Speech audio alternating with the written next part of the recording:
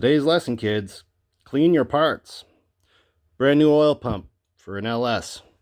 Very popular manufacturer of high performance pumps. Won't name names.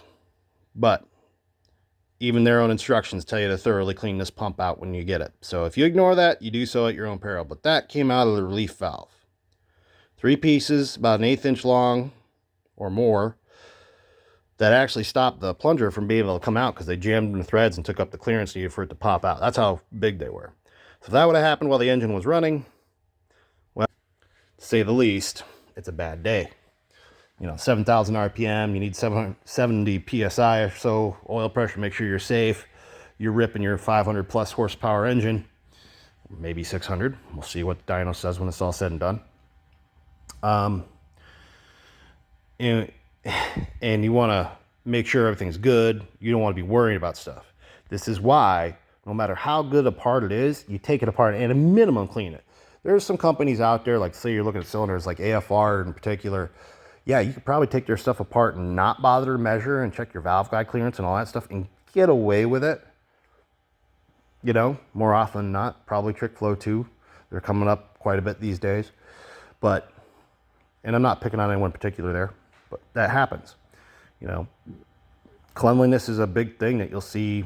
You got to remember these parts, the final assembly of this stuff is getting done by Joe Schmo, getting paid minimum wage somewhere or just barely above it. You think he cares? Nope.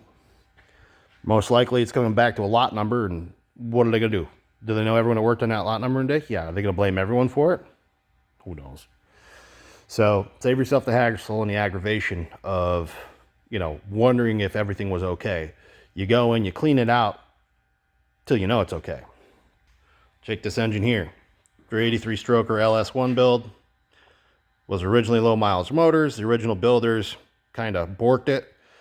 Didn't bother to install proper springs rated for the lift and duration of the cam. So it ate a valve originally. So now you got to upgrade everything and make it safe again. And the cost of the upgrade parts is only a couple thousand more than the factory parts. So why not spend the extra money and get the extra power and the extra reliability? So this engine, I cleaned it after it came back from the machine shop 3 times.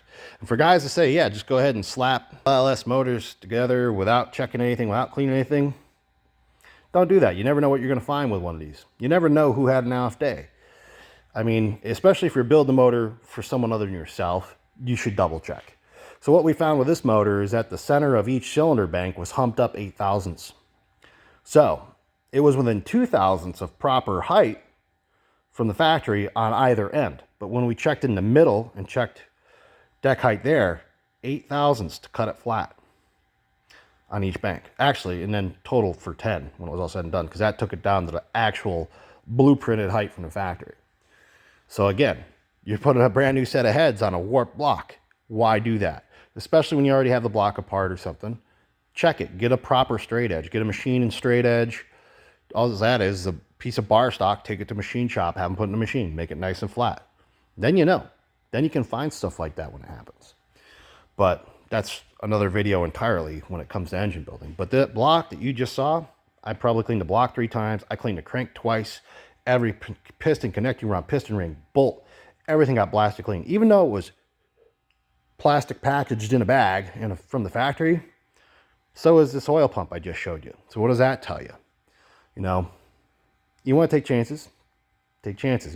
It's the old saying, play stupid games, win stupid prizes. There you go. And even that, like on the list of engine building and things that can go wrong, and this is a little off topic for what the video is, but you can buy brand new, name brand good parts, and shit can just break on a brand new engine. Case in point, set of roller rockers, stainless steel body units from a reputable company, won't name names again, American-made manufacturer though, and drove it 7 miles, and one of the adjustment studs broke. And it's the stud that goes through the backside of the rocker where the push rod is, so it's a female cup. It didn't break on the bottom where the cup joins. Nope.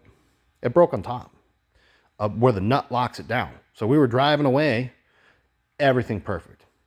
4 or 5 miles into the ride, a little ticky. Something's up. This motor normally didn't sound this way because we had the regular fixed rockers on it before that. Drive a little farther. Really getting worried. Pull over. Have some tools in the truck. Blow a valve cover off. There it is. The top half, the nut and the ball are still in the rocker arm. They just backed off through it. And you can see where the nut was supposed to be on it. Just sheared off. I saw the nut, the washer, and the broken part of the stud just sitting in the oil return area, which thank God it was big enough to not fall through it. So that's one of those times where always check everything. And even then, even when you do that, the reality of building motors, you could still have problems like that. And that's hard to explain to customers, and it's hard to explain to yourself too, because again, if you skip the steps even for your own motors and you wonder why shit goes south, well, you kind of know. But that's my lesson for the day. Bye.